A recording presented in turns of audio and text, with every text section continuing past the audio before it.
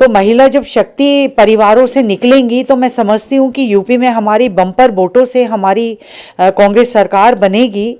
तो हमारी जो महिलाओं का ज़बरदस्त योगदान रहा उत्तराखंड बनने में, और 40% हमारा उत्तराखंड में भी इम्प्लीमेंट होता है।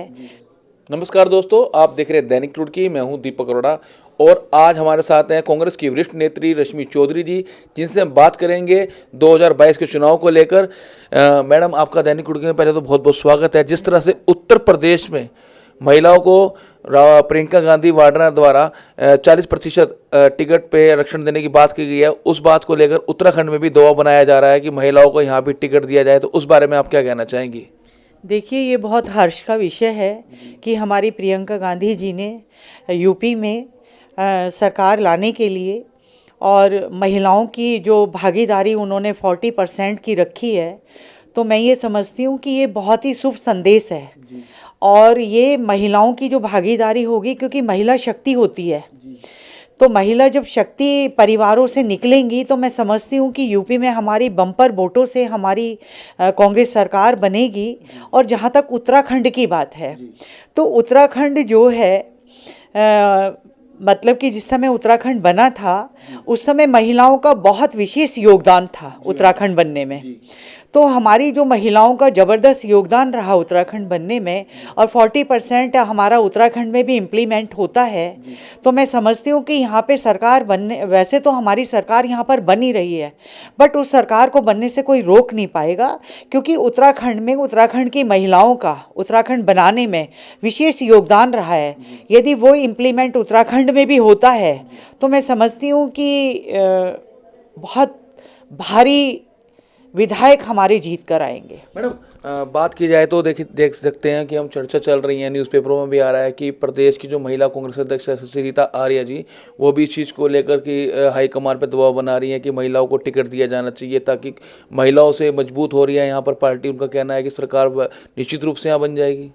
हाँ बिल्कुल, सरिता आर्य हमारी बहुत ही विनम्र और बहुत ही मतलब सहनशील और बहुत ही हमारी प्रदेश अध्यक्ष जो हैं, जितनी उनकी तारीफ़ की जाए उतना कम है।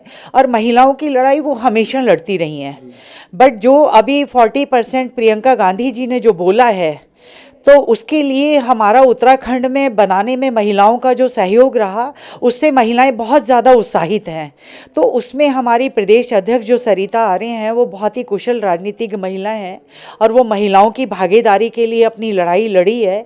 तो उसमें मैं ये बोलूँगी कि यदि महिलाएं आगे बढ़ती हैं और महिलाओं को टिकट दिया जाता है, तो मैं ये कहूँगी कि उत्तराखंड बनने में जैसे महिलाओं ने अपने मतलब कि प्राणों को न्यौछावर करके उत्तराखंड बनने में सहयोग प्रदान किया है, इसी तरीके से पार्टी में भी हर जनता उनको वोट करेगी और बहुत भारी मतों से हमारी यहाँ पर सरकार बनेगी उत्तराखंड के। तो मैडम, क्या कारण है कि यहाँ की जो हाईकमान, कांग्रेस हाईकमान है, उत्तराखंड पे क्यों नहीं फोकस कर रहा है? जैसा आप बता रहे हैं कि महिलाओं का बहुत विशेष योगदान रहा है, महिलाओं का मतलब कि यहाँ पर उत्तराखंड राज्य बनाने में बहुत योगदान रहा है, उस चीज़ को लेकर आप क्या कहेंगे? क्यों नहीं यहाँ पर टिकट देने का काम कर रही है जिस तरह से यूपी में करा है?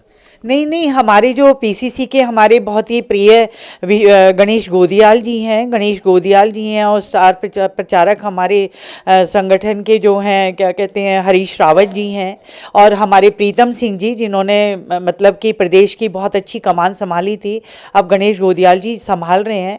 तो सभी लोग इस तरफ विशेष रूप से ध्यान दिया जा रहा है कि जो महिला कांग्रेस मतलब कि अपना पूरा संघर्ष करती आई है अभी तक, तो प्रियंका गांधी जी ने एक नई ऊर्जा भरी है महिलाओं के अंदर। और जो ऊर्जा भरी है महिलाओं के अंदर, तो मैं समझती हूँ कि महिलाओं में बहुत ज़्यादा उत्साह है कि यदि मान लो कि महिलाओं को टिकट दिया जाता है तो लोगों में भी एक नया संदेश जाएगा कि कांग्रेस जो है महिलाओं को कितना बड़ा सम्मान देती है, क्योंकि कांग्रेस ही एक ऐसी पार्टी है जो महिलाओं को सम्मान देती है। अभी प्रियंका गांधी जी ने उस चीज़ को प्रूव कर दिया है। बट विपक्ष ये कह रहा है कि ये महिलाओं के लिए एक लॉलीपॉप निकाला है कांग्रेस ने। तो मैं विपक्ष को ये बात कहना चाहती हूँ कि कांग्रेस जो है, जो कहती है वो करती है। और आप देखना उत्तराखंड में भी ये चीज़ इम्प्लीमेंट होगी, क्योंकि उत्तर प्रदेश में 2022 में चुनाव है और अभी हमारे उत्तराखंड में भी 2022 में चुनाव है। मैडम, आप कह रहे हैं कि कांग्रेस जो कहती है वह करती है, और इससे पहले भी नगर निगम चुनाव रहे, उससे पहले विधानसभा भी चुनाव रहे, तो उसमें आपको भी कांग्रेस पार्टी ने आश्वासन दिया था पदाधिकारियों की टिकट रुड़की से आपका होगा, तो आपका क्यों नहीं हो पाया टिकट? आपने भी काफ़ी भागादौड़ी करी है इस टिकट के लिए। देखिए, उस समय जो सिचुएशंस थी वो बहुत डिफरेंट थी, और एट ए प्रेजेंट जो सिचुएशंस हैं वो बहुत ज़्यादा क्लियर हैं। तो इस समय महिलाओं को बहुत ज़्यादा वेटेज दिया जा रहा है, और मैं एक हार्ड वर्कर रही तो मेरा अपना धर्म और कर्तव्य होता है कि हर व्यक्ति जो भी ज़मीन से जुड़ के काम करता है तो हर व्यक्ति का अधिकार होता है टिकट मांगने का। तो मैंने हर बार टिकट मांगा, और आप लोग बहुत अच्छे तरीके से जानते हो क्योंकि आप मुझे इतने लंबे अरसे से मेरी बाइट्स लेते आए हो, मेरा सारा मीडिया जानता है, सारी रुड़की की जनता जानती है, और रुड़की की जनता मेरे ऑफिस में आके चाहती भी है कि सारा वर्ग आता है कि रश्मि मैडम आप टिकट लाइए और हम कांग्रेस पार्टी को। क्या मुद्दे रहेंगे आपके, जिस तरह से अगर आपको टिकट 1% मिल भी जाता है तो किन मुद्दों पे आप बात करेंगे चुनाव लड़ने की? देखिए, हमारा सबसे पहला मुद्दा हमारा महिला जो शक्ति है उसको किस तरीके से उत्थान पे लेकर आएं, महिलाओं को किस तरीके से आगे बढ़ाने का काम करें, महिलाओं को कितना हम लाभ दे सकते हैं। फर्स्ट हमारा ये रहेगा, किसानों के लिए रहेगा, जो किसानों के साथ उत्पीड़न हो रहा है, कितने किसानों ने शहादत दी है, उसके लिए हमारा मतलब कि एजेंडा रहेगा कि हम किसानों को किस तरीके से लाभ दें, किस तरीके से मुआवजा प्रोवाइड कराएं, किस तरीके से उनको यंत्रों का लाभ पहुंचाएं, किस तरीके से उनको जो लोन देते हैं उनको किस तरीके से उनका बिजली पानी सब माफ़ किया जाए, इन पे हमारा रहेगा। थर्ड हमारा हॉस्पिटल्स पे रहेगा, स्कूल्स पे रहेगा, युवाओं पे रहेगा। जो युवा है हमारा बेरोजगार घूम रहा है, युवा बेरोजगार घूम के क्या कर रहा है कि वो इधर उधर में दाएं बाएं भटक के, कोई युवा क्रिमिनल बन रहा है, कोई युवा बेचारा इधर उधर अपना रास्ता भटक के मतलब काम नहीं मिल पा रहा, डिप्रेशन में आके युवा बीमार पड़ रहा है। तो हमारा जो एजेंडा रहेगा युवाओं के लिए रहेगा, महिलाओं के लिए रहेगा, किसानों के लिए रहेगा, स्कूल के लिए रहेगा और हॉस्पिटल्स के लिए रहेगा। मेन हमारे मुद्दे ये रहेंगे। और जहाँ तक सड़कों की योजनाएं हैं और गली कूचे चौराहे नाले, ये सब सरकार अपनी तरफ से कराती है। उसमें कोई विधायक बोले कि मैंने ये विकास किया तो मैं उसको विकास नहीं बोलूँगी। विकास इन मुद्दों पे होना चाहिए जिन मुद्दों की इस समय भारत को, उत्तराखंड को सख्त ज़रूरत है, उन मुद्दों पे होना चाहिए। यहाँ पे आवागमन में बहुत ज़्यादा प्रॉब्लम्स आती हैं, उन प्रॉब्लम्स को हम शॉर्ट आउट करेंगे। हमारा विधायक रुड़की से आता है तो उनको हम शॉर्ट आउट करेंगे। तो हमारे अपने एजेंडे होंगे कांग्रेस के, और जो हम बोलेंगे वो करेंगे। किन समस्याओं को शॉर्ट आउट करेंगे आप? हम कंप्लीटली जितनी भी समाज की समस्याएं होंगी, कंप्लीटली मतलब ज़मीन से लेके और जितनी भी समस्याएं होंगी, हर व्यक्ति की प्रॉब्लम्स को, जहाँ तक पेंशन की बात है, राशन कार्ड की बात है, जाति प्रमाण पत्र की बात है, बहुत सारी समस्याओं से जनता जूझ रही है। उन सारी समस्याओं को शॉर्ट आउट करने का काम करेंगे। हॉस्पिटल्स को बहुत अच्छा करने का कोशिश करेंगे और करेंगे।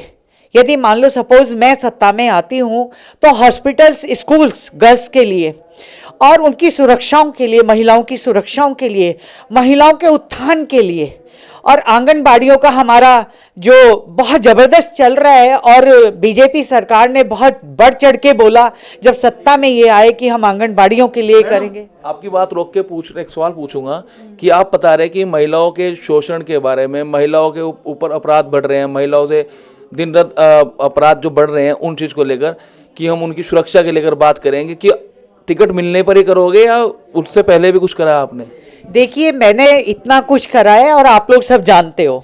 मैं अपनी महिलाओं के लिए, जब भी तुम मेरे ऑफिस में आओ हमेशा मेरे साथ में महिलाएं बैठी मिली हैं तुम लोगों को, और उसको मतलब कहते हैं ना, प्रत्यक्ष को प्रमाण की जरूरत नहीं है।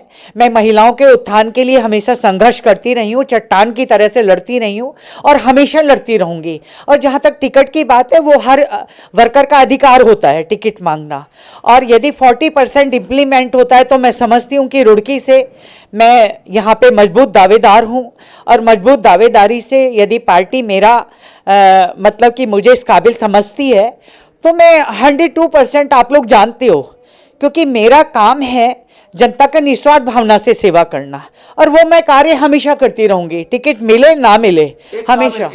ये काबिल शब्द जो आपने बोला, ये काबिल शब्द क्या है कि का पार्टी आपको अभी तक भी काबिल नहीं समझ पा रही है कि टिकट के लिए? देखिए, पार्टी मुझे बहुत काबिल समझती है और मुझे पार्टी ने बहुत बड़े बड़े पदों आपने से बोला नवाजा है। समझती है तो हाँ, मुझे मेरी बात सुनिए, मैंने बोला है यदि पार्टी यहाँ पे महिला को टिकट देती है तो 102% आपकी रश्मि को टिकट मिलेगा यहाँ पर। तो काबिलियत की बात मैंने इसलिए रखी क्योंकि हमेशा स्थान की अपनी अपनी बात होती है कि महिलाओं को कहाँ पे टिकट दिया जाए, कहाँ पे किस तरीके से। तो यहाँ पे यदि महिला को टिकट दिया जाएगा तो 100% आपकी रश्मि को टिकट दिया जाएगा। चलिए ठीक है। ये थी हमारे साथ रश्मि चौधरी, जिन्होंने बताया कि उत्तराखंड में भी 40% यदि महिलाओं को आरक्षण होता है तो निश्चित रूप से रुड़की में वह टिकट लेकर आएंगी और यहाँ पर महिलाओं के ऊपर हो रहे अत्याचार व बढ़ रही महंगाई को लेकर वह रोकने का काम करेंगी। आप देख रहे दैनिक रुड़की, मैं हूँ दीपक अरोड़ा।